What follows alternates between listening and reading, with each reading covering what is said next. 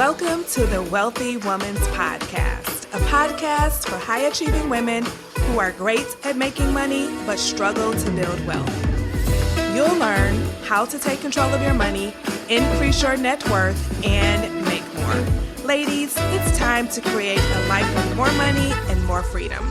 Let's dive in. Well, hello there. Welcome back to the podcast. I am super excited for episode number 13, which is all about debt mastery. So I'm just going to get right to it today because I think this topic is an important one. And for those who do not know my personal money story, my husband and I, we found ourselves in over $200,000 worth of debt, and we were able to pay it all off.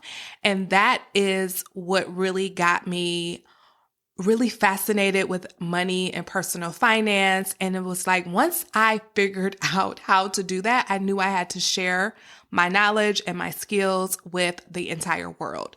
And so if you are interested in paying off debt, if you have any kind of debt, credit card debt, student loan debt, a car note, or anything like that, I totally can relate because I had all of the debt, even 401k loans and personal loans and just everything. I think we had every single debt except for payday loans. That was the only kind of debt we didn't have. So I know all about debt, and that is what we're going to talk about today. So one of the things I really want to focus on is why our thoughts and feelings around debt are so powerful. And I want you to know that if you do not like the way you feel when you think about your debt, that does not have to be the case for you. You can actually intentionally start to think about your debt differently, where you're not feeling so burdened by it or frustrated by it. You can actually feel neutral or even positive when it comes to your debt. So I want to just give you that power back. Like a lot of times we just think that, oh, if we have debt, we just need to feel bad about it. I know some personal finance gurus, they speak really, really bad about debt, and they think, having debt is stupid and it's dumb. But I want to say that, you know what? Sometimes going into debt is a strategic thing that we do. I know 100% that I am grateful for my student loan debt because it got me to where I am now. But I know some people don't feel that way about their student loan debt. So I really want to just have a conversation with you all today to give you that freedom to start to think differently about your debt. So like I said, we're going to talk about, why our thoughts and feelings about debt are so powerful. And we're also going to look at how we think about debt inside of the Wealthy Woman's Academy, because it's much different than what you probably hear out in the personal finance world. We're also going to learn how to come to terms with what debt really is, how to take back your power when it comes to your debt, and then we're going to go over 3 different strategies you can use to get out of debt. And I actually used one of them, and so I'll share that with you as well. Here's the thing. If you recall, back in episode number 12, we talked about how our thoughts determine our feelings, and our feelings determine our actions or behaviors or even our inactions. And then those actions and behaviors and inactions actually determine our financial results.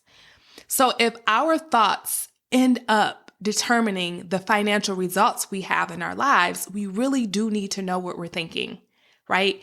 And intentionally decide if we want to keep thinking that way. So that is why our thoughts about debt are so powerful. So thinking that debt is bad or that you're dumb or stupid for having it will likely make you feel a negative emotion. And more often than not, that negative emotion is going to cause a negative result. So for instance, if you have a lot of shame around debt, shame is an emotion that makes you want to hide. It makes you want to not get help, and you just suffer in silence when you're hiding. But if you want to feel differently about debt, all you need to do is think differently. So instead, I want to offer that having debt is not good or bad, right? It's simply an amount of money that you owe. And it's nothing to be ashamed about. It's nothing to feel bad about. It's nothing to beat yourself up about, right? So you get to decide that I am no longer going to think that I was dumb for going into debt, or that my debt was stupid, or that I made a dumb decision. You can decide that I am going to think that I did the best I could at that moment. And now I'm going to intentionally decide that I want to do something about the situation I'm currently in. This way of thinking is lighter and way less heavy, which can allow you to actually start to form a plan in your mind and say, okay, this is what I'm going to do about this situation.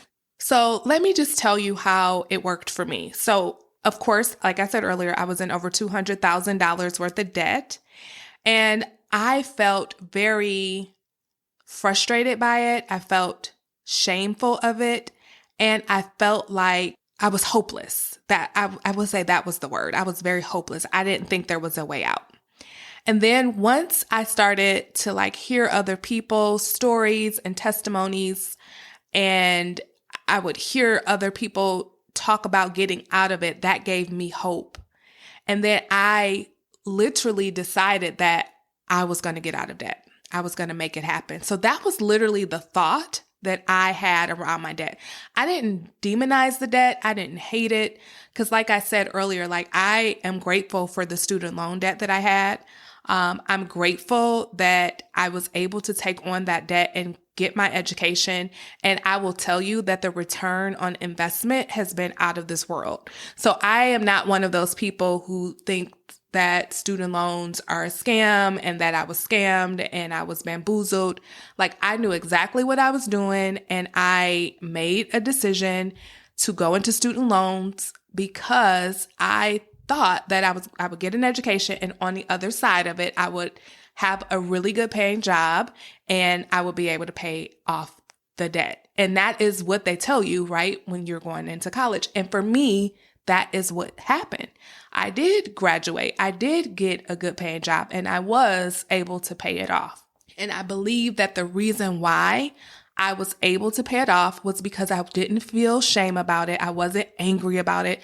I wasn't frustrated about it. I felt motivated and determined to pay it off. And with those emotions, because remember, your emotions, which are also caused by your thoughts. So the determination and commitment that I felt and that motivation I felt came from something I was thinking.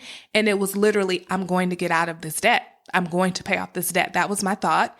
That created a feeling of determination, commitment, and motivation inside of me. So even when it got hard, even when I wanted to quit, even when I didn't want to keep going, I kept going because I felt motivated and determined. And those feelings drove me to take action consistently for years, paying off my debt. Now, I was able to do it in a way that I was still able to enjoy my life, which is something I strongly encourage all of you to do. So I was not one of the people who, I wasn't that person who burnt out. Sometimes people get burnt out because they're not enjoying life. They're just paying off debt and holding their nose and not enjoying their life while they're doing it. And then they get burnt out. That wasn't my story. I enjoyed life while I was getting out of debt, and I did not stop. I went on for years and years and years, and then I finally got out. And so I know for sure it was because a change in my mindset. I was no longer feeling ashamed about all of the debt I had, because I had, like I said, 401k loans and things like that. I never felt shame about the student loans, but I did feel a little bit of shame about the 401k loans and all that. And I just decided, you know what? I made that decision, and now it's up to me to get out of it. I don't have to stay here. And then that is what fueled me. I was just determined, and I knew I was going to get out of the debt.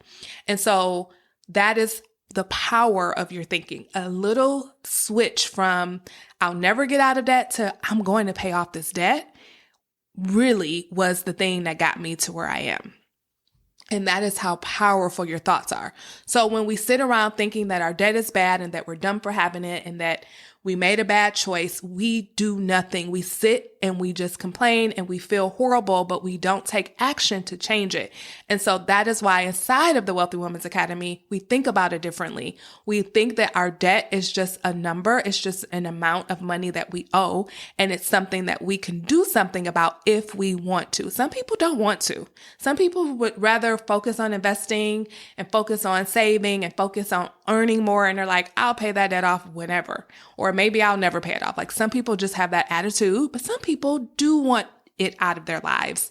And if that's the case for you, then you can make it happen, but it's going to take a change in the way you think about it. So let's go ahead and come to terms with what debt really is. So I already said it's simply just an amount of money that you owe.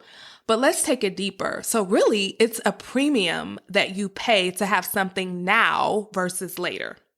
So it's you deciding that your current self wants to have something now that your future self will pay for later, right?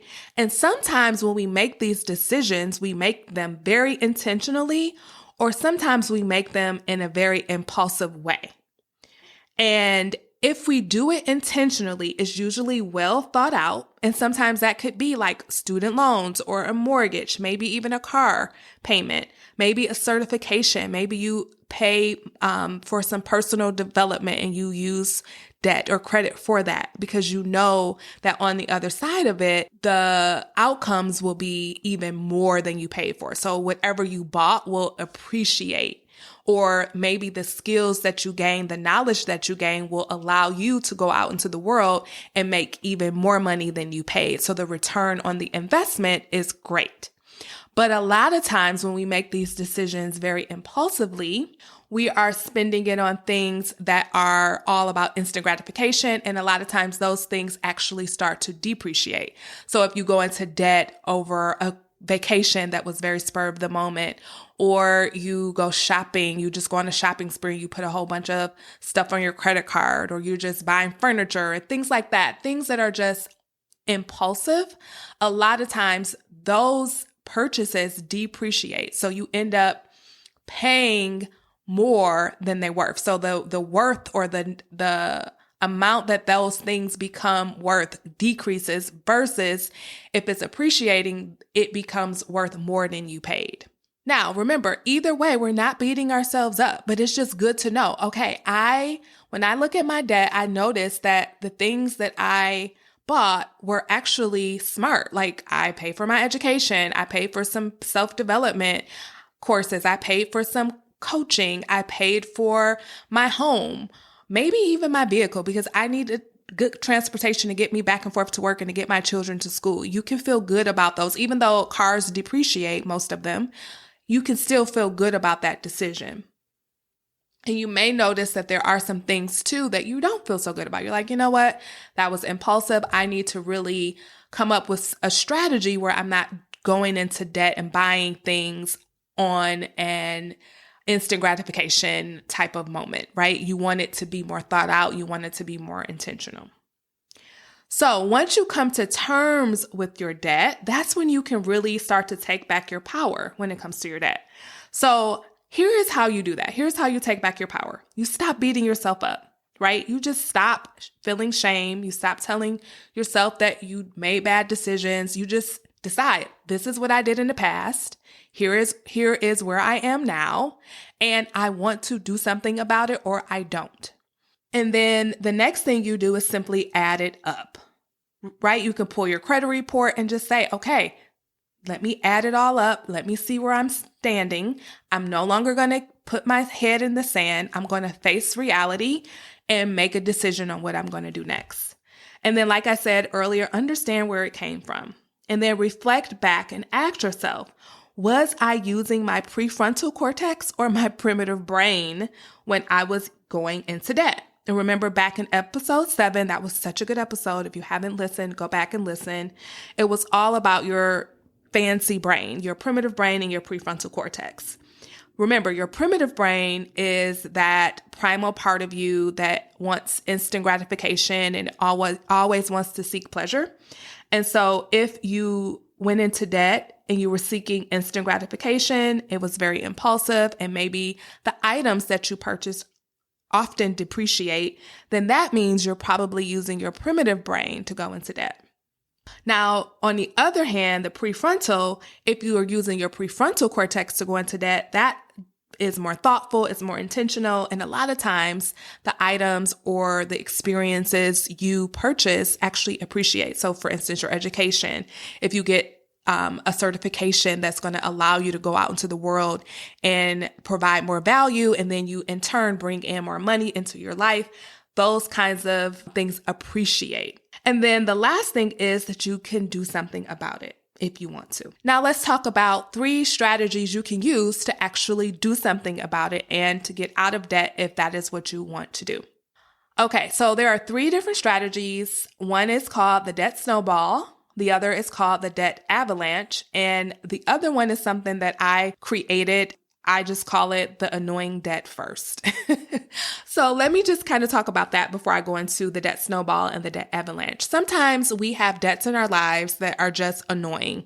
Maybe we owe a family member or a friend, and we just hate the fact that we owe them money. And we just want to get rid of it. It doesn't matter how much it is. It doesn't matter the interest rate. You're just like, I just need this out of my life. And if that's the case, you can put that at the front of the list, no matter the interest rate and no matter the size of that debt. If it is something that is heavy, if it's something that annoys you, maybe every time you see that family member or you see that person, you think about it and you feel awkward because you know you owe them money, then that is a debt that you might want to just push to the front of the line because it just needs to get out of your life. Okay. Now the Debt Snowball, this is actually something that I use and I love because it gives you psychological wins.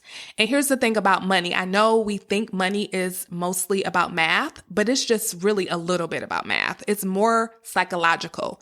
It's more emotional than it is anything. And so the Debt Snowball gives you those psychological wins. And when you have those psychological wins, your motivation and your momentum increases and you keep going and going and going. So here's how the Debt Snowball works. You find all your debts. Remember, you are going to add up all your debts and you're going to list them from the smallest amount you owe to the largest amount that you owe. So if you have a $500 credit card, put that first if that's your smallest debt, and maybe you have a $20,000 student loan. That will go last if that's your biggest debt. And maybe you have a lot in the middle. So maybe a few that are like $1,000, $3,000, $10,000, those will go in the middle. So you will just line them up and then make a list and pay the smallest one off first. So what you're doing is paying the minimum on every single debt. We do not get behind on our debts. We pay the minimum on everything. And then with your intentional spending plan, if getting out of debt is one of your goals, and if you're inside the Wealthy Woman's Academy, remember, you get a one-on-one session with me where I sit down with you and you get to decide your top 3 to 5 financial goals that you'll work on while in the program, that 1 year we're in the program. And so you will know, okay, paying off like all your credit card debt. That might be one of your goals. So you will know that if this is my goal, then my intentional non-restrictive spending plan that you will also learn how to create in the Wealthy Woman's Academy, that should be reflected. Your goal of paying off debt should be reflected in your monthly spending plans. So with that plan, you will be paying the minimum on all of your debts.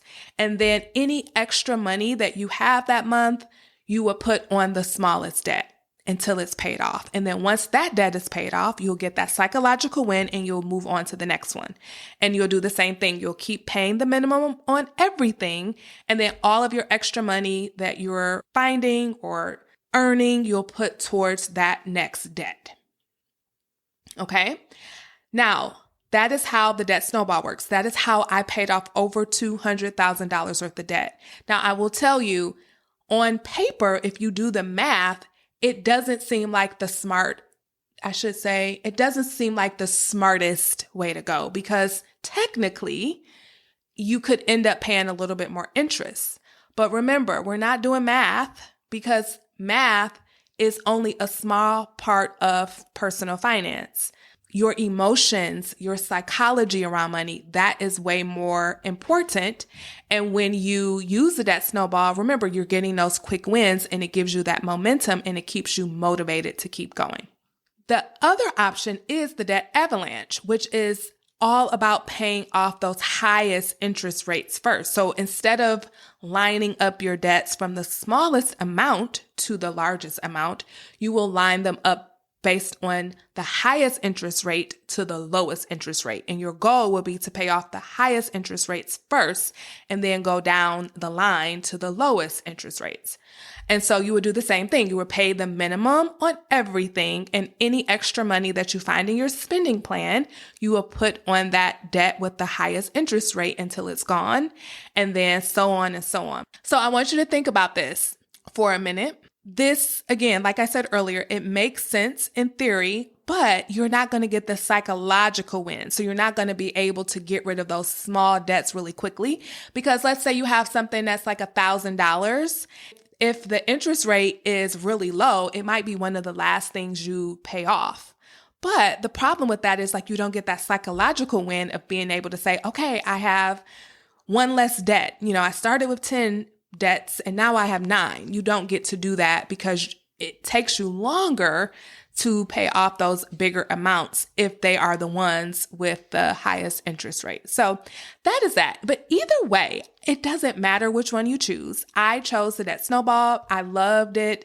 It gave me a lot of psychological wins. I feel like it went a lot faster than it probably would have went if I went with the Debt Avalanche, but that's just my opinion. All I know is if you have a plan, if you choose a strategy and you stick with it, they all work. And so that is what I want you to understand. So either one of these will work as long as you work it. Like I always love to say, like, it doesn't matter which plan you choose as long as you work your plan, right? And remember, the annoying debt first, you can kind of use that in a combination with either the Debt Snowball or the Debt Avalanche. So let's say, for instance, you have an annoying debt that you want to get rid of. You could put that at the top of your list and then say, okay, now I'm going to do the Debt Snowball, or okay, now I'm going to do the Debt Avalanche. Okay, so that is what I have for you all today. So let's do a quick recap. We talked about why our thoughts about debt are so important and so powerful. We also came to terms with what it's all about. What debt really is. It's simply an amount of money that you owe, and it's something that you decided to pay a premium for so that you can have it now versus later. We also talked about taking your power back when it comes to your money in debt, right? You don't have to stay in debt, but when you don't control how you think about it, and because of that, you're feeling shameful and you're feeling like hopeless and things like that, a lot of times you'll just stay stuck. But when you take your power back and just decide, no, I got myself to this place and I want to get out of it, and then make a decision to actually get out of it, that's when you take your power back and you start to think thoughts like, I'm getting out of this, or I'm going to figure this out. And those kinds of thoughts make you feel determined, committed, and motivated. And then you start taking action steps that will actually get you out of debt. And the last thing we looked at were the 3 strategies. We looked at the Debt Avalanche, the Debt Snowball, and then also the annoying debt first. Remember, it doesn't matter which one you choose, as long as you choose one of them. If getting out of debt is one of your goals, then just choose one and then stick with it and keep going until you get the result that you want. Because getting out of debt, if that is something you want to do, if that's a desire that you have, it's absolutely 100% possible for you. I know it because I paid off over $200,000 worth of debt. And if I can do it, so can you. I hope you have a fabulous week. Bye-bye. Hey, before you go, if you're ready to create a life with more money and more freedom, then you're invited to join the Wealthy Woman's Academy, my signature coaching program where you'll learn how to take control of your money and build wealth without sacrificing your lifestyle. To get started, head on over to JermaineFoley.com. That's Jermaine with a G, Foley.com. See you there.